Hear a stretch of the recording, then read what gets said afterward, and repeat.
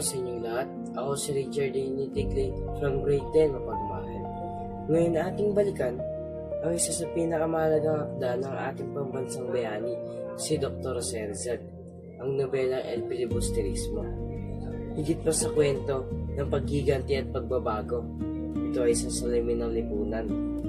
Ating alamin ang mga isyong inilantad ni Rizal noon at kung bakit nanatili itong buhay at mahalaga sa ating panahon ngayon. Ang El Filibusterismo ay isinulat upang imulat ang ating mga mata sa katotohanan.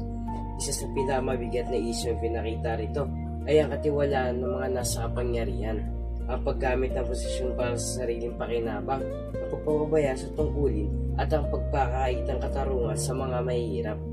Gaya ng panahon ni Rizal, nakita pa rin natin ngayon ang pagsasamantala sa kapangyarihan.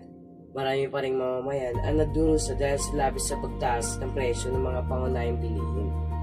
Mabibigat na buwis at singil, habang ang pondo at yaman ng bayan ay napupunta lamang sa iilan.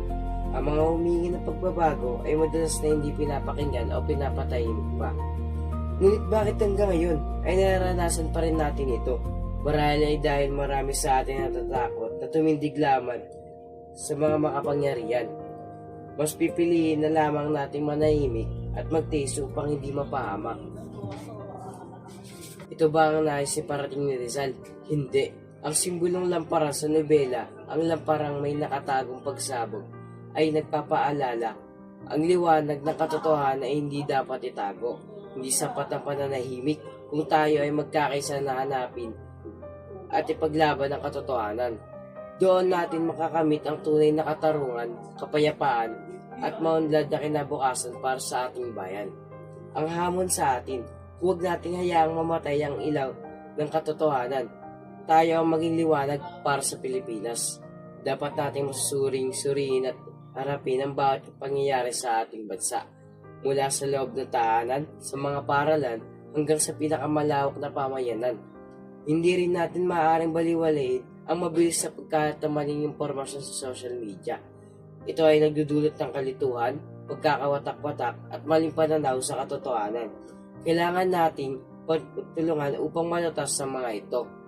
Hindi tama na manatili na lamang tayong tahimik habang may nangaabuso. Sa halip, dapat tayong maging matapang na magsalita at nulat ng isipan ng bawat mamamayan.